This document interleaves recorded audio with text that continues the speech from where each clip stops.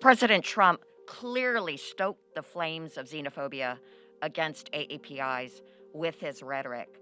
The CDC and the World Health Organization said that we should all use the official term COVID-19 in order to make sure that this disease is not associated with a particular geographical location or ethnicity due to the stigma it causes.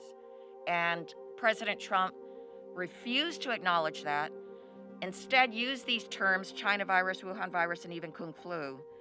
And as a result, the anti-Asian hate crimes and incidents increased exponentially.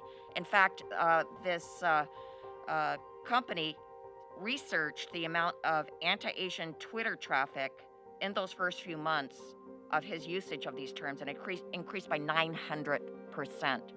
So we took him on every single time he used this rhetoric with press statements, letters, everything you can imagine, but instead he doubled down. He and his followers actually used those terms even more.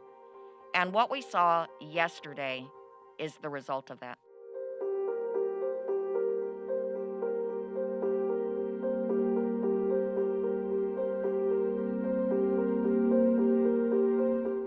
All three of these businesses were Asian spas.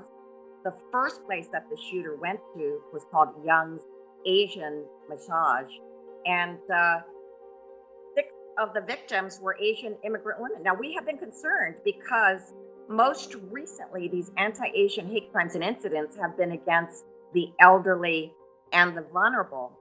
And so who could be more vulnerable than immigrant Asian women, which these women were?